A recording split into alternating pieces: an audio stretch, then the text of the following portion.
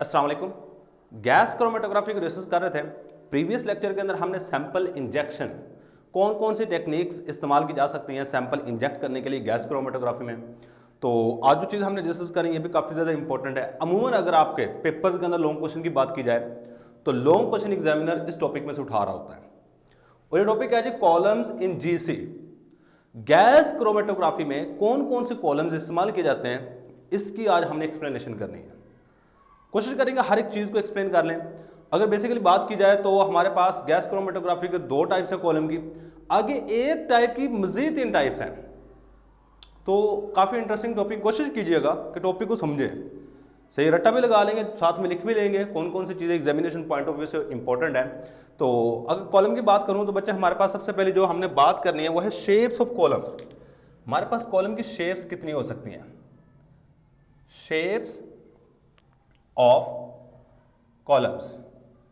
बच्चे अगर मैं शेप्स ऑफ कॉलम की बात करूं ना तो हमारे पास यू शेप, डब्ल्यू शेप और कॉइल्ड शेप हो सकते हैं। The shape of column,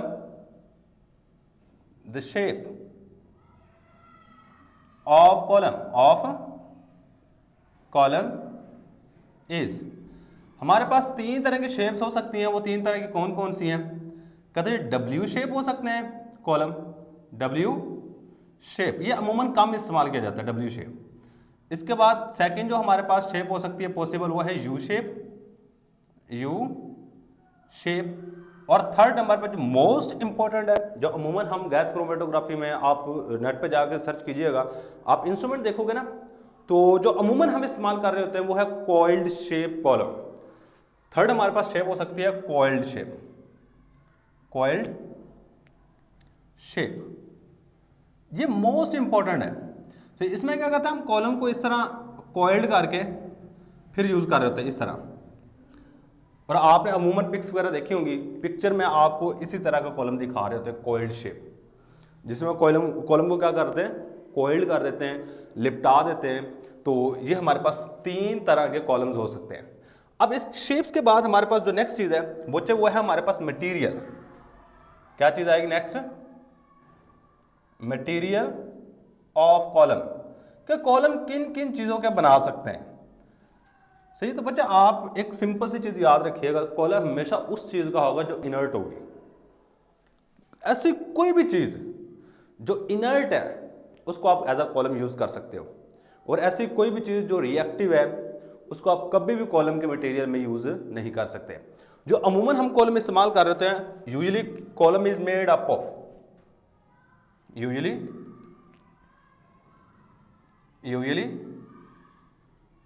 column in GC gas chromatography में इज मेड अप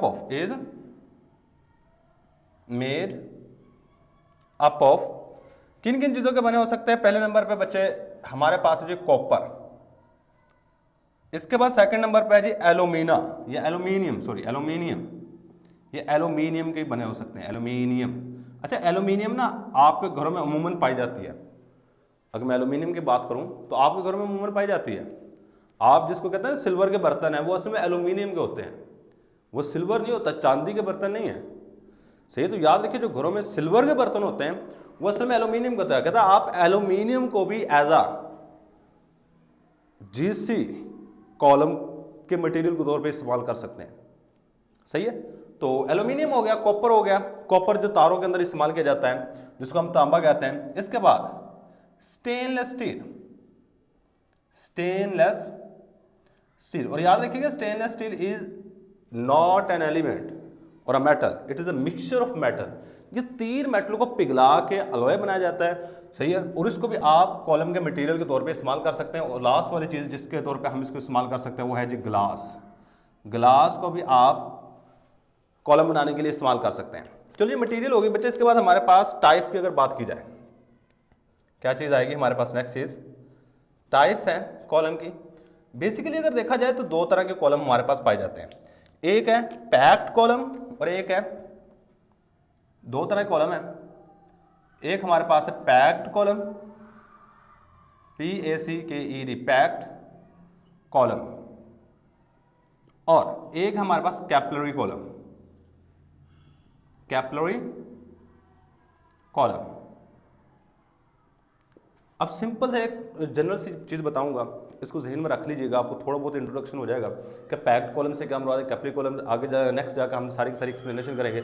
खुसूसन हमने इस लेक्चर में पैक्ड कॉलम को डिस्कस करना है, पैक्ड कॉलम बनाया किस तरह जाता है। सही है, तो अगर पैक्ड कॉलम और कैप्री कॉलम की बात की जाए तो दोनों में एक बेसिक सा डिफरेंस है। पैक्ड कॉलम अगर देखा जाएगा ना, इसका साइज थोड़ा सा बड़ा होता है इस तरह, और जबकि कैपिलरी कॉलम का साइज बहुत ही स्मॉलर होता है इस तरह का। जिस तरह आप कैपिलरी ट्यूब देखी होगी बिल्कुल स्मॉल सी होती है, सेम इसी तरह का हमारे पास कैपिलरी कॉलम होता है।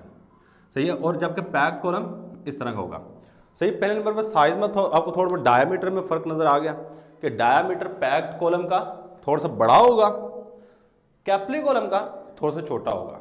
इसके बाद जो मेन डिफरेंस है, एक और भी चीज़ है, अब अगर आप पैक्ड कॉलम को जीसी में यूज करते हो तो इसकी लेंथ चाहिए कम।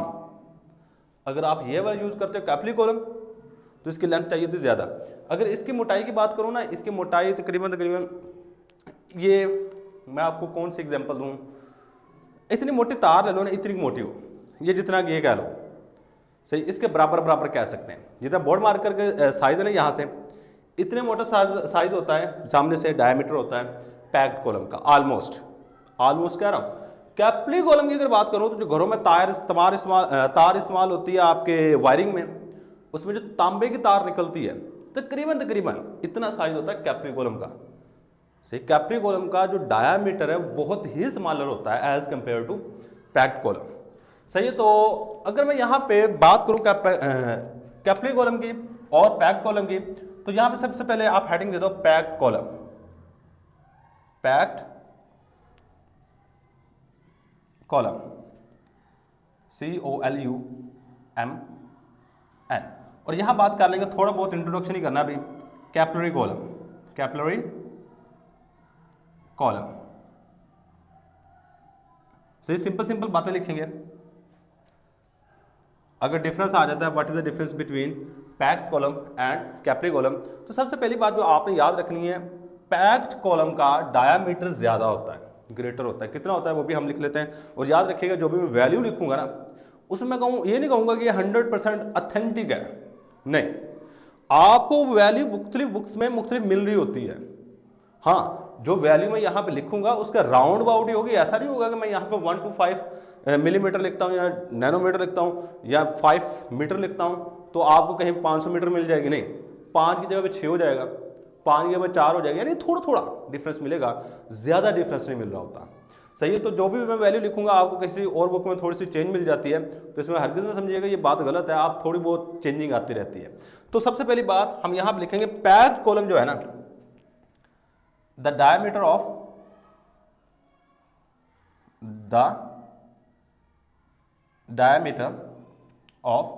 Packed column is smaller, sorry, packed column का डायमीटर ग्रेटर होता है, साइज में क्या होते हैं, थोड़े से इस तरह बड़े होते हैं, इज ग्रेटर। इसके बाद diameter of capillary column is diameter of capillary column is smaller. ये क्या होता है, हमारे पास थोड़ा सा छोटा होता है। अगर इसके डायमीटर की बात की जाए तो बच्चे इसका डायमीटर होता है 2 to 10 मिलीमीटर, 2 to 10 मिलीमीटर। अगर उसके डायमीटर की बात की जाए होता है 0.2 to 0.5, 0.2 to 0.5 मिलीमीटर। खुद फर्क चेक कर लो, ये है जी 2 to 10 मिलीमीटर और ये वाला जी 0.2 to 0.5 मिलीमीटर। फर्क आपको नजर आ रहा है यहाँ पे, सही है, तकरीबन इसकी निस्बत, ये देखो ये 0.2 है, ये 2 है, ये वाला कॉलम है, इसकी निस्बत 10 गुना साइज में बड़ा होता है। इस तरह डायमीटर इसका 10 गुना, ऑलमोस्ट 10 गुना ज्यादा होता है। सही है, तो मैं अगर यहाँ पे डायग्राम बनाना चाहूँ तो डायग्राम भी अब साथ में बना दूँ कि इसका डायमीटर इतना होगा, ये वाली चीज़ हमारे पास इसका डायमीटर है और इतना छोटा सा डायमीटर इसका होगा। सही है, पहले नंबर पर बात ये याद रखनी है। अब इसके बाद सेकंड नंबर पर जो बात याद रखनी है वो है इनकी लेंथ, ये लेंथ में छोटे होते हैं, मतलब इस तरह ये छोटे होते हैं, ये पैक्ड कॉलम, जबकि कैपिलरी कॉलम लेंथ में बड़े होते हैं। सही है। द लेंथ ऑफ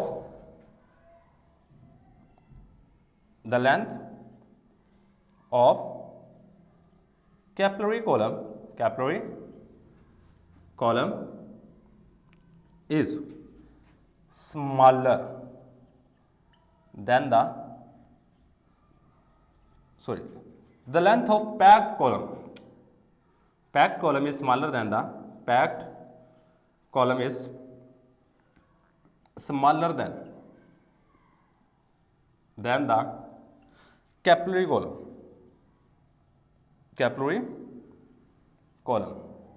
की निस्बत इसकी लेंथ क्या होती है, स्मॉलर होती है, जबकि कैपिलरी कॉलम की लेंथ ग्रेटर होती है। The length of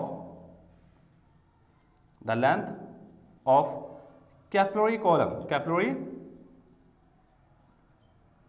column is greater than, ये ज्यादा होती है, किसकी निस्बत ज्यादा है, greater than the packed column की निस्बत ये ज्यादा होती है। अब कितनी कितनी होती है ये भी जरा गौर कर लो। अगर मैं इसकी लेंथ की बात करूं तो बच्चे इसकी लेंथ होती है 1 से 4 मीटर। ये कितनी होती है, 1 से 4 मीटर। अगर मैं कैपिलरी कॉलम की लेंथ की बात करता हूं, ये 20 to 80, इसकी लेंथ की अगर मैं बात करूं तो ये होता है जी 20 to 80 मीटर, और बाज़ दफ़ा इसकी लेंथ किलोमीटर तक भी जा सकती है, किलोमीटर तक भी लेंथ जा सकती है।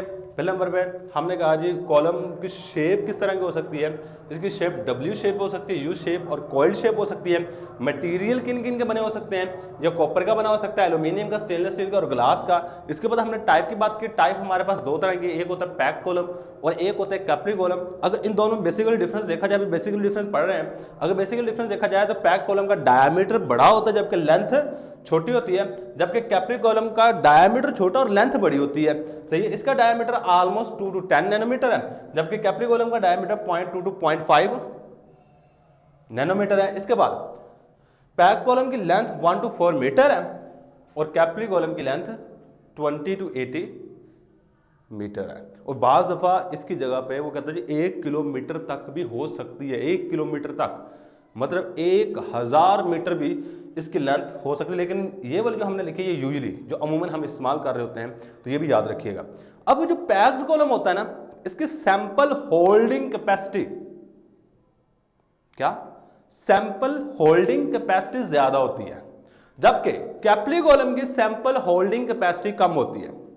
सही है। नेक्स्ट हमारे पास ये चीज आएगी कि sample holding capacity packed column की ज्यादा होगी as compared to capillary column.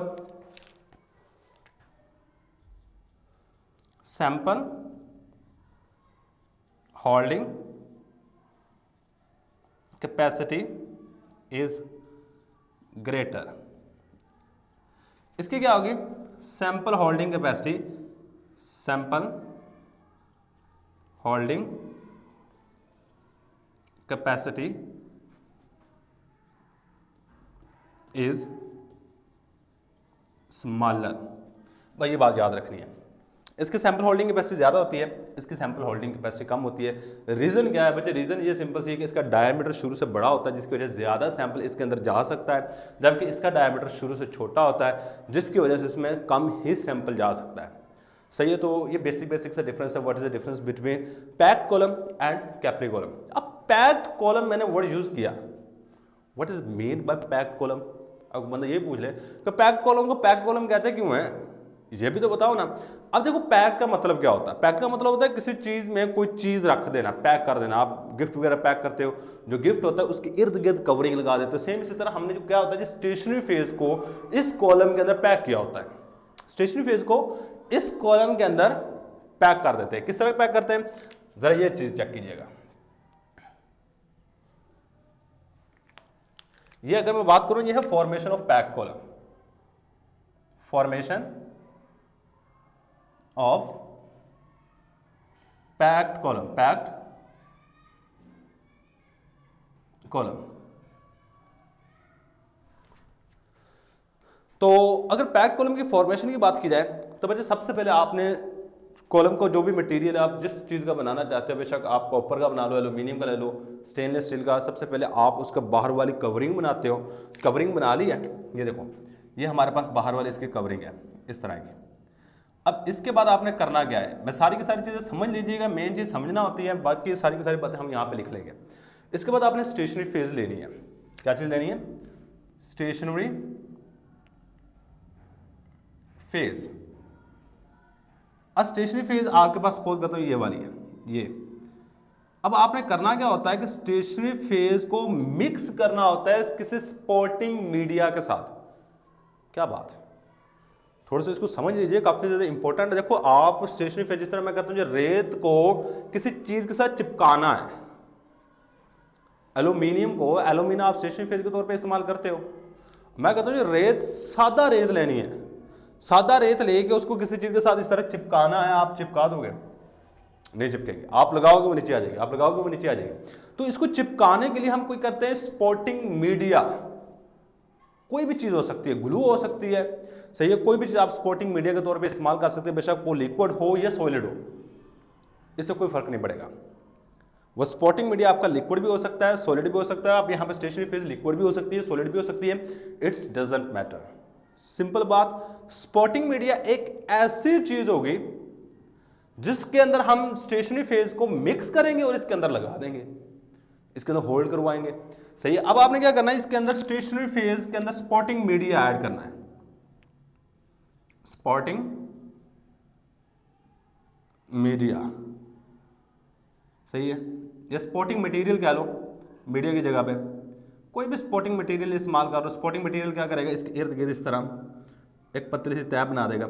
ये क्या करेगी, इसको चिपकने में, इसके अंदर फिल होने में मदद देगी, सही है, और इसको जहाँ भी एक दफ़ा जम जाएगा वहाँ से हिलने नहीं देगा, सही है। काम कर लिया। सबसे पहले स्टेशनरी फेज ली। स्टेशनरी फेज में अगर आपको कुछ स्टेशनरी फेज सही तरीके चिपक नहीं रही तो कुछ स्पोर्टिंग मीडिया इस्तेमाल करेंगे। स्पोर्टिंग मीडिया इस्तेमाल किया, इन दोनों को मिक्स किया, मिक्स करने के बाद आपने कॉलम के अंदर इसको भर देना है। पैक्ड का मतलब क्या होता है, भर देना है, सही है। तो आपने क्या करना है, इसको इस कॉलम के अंदर भर देना है इस तरीके से। ये हमारे पास इस कॉलम की फिलिंग कर देनी है, और इस फिलिंग में आपकी दो चीज़ें इस्तेमाल हुई हैं। एक पहले नंबर पे स्पोर्टिंग मीडिया या स्पोर्टिंग मटेरियल है, और सेकंड नंबर पे जो मेन चीज़ होती है बच्चे वो स्टेशनरी फेज है।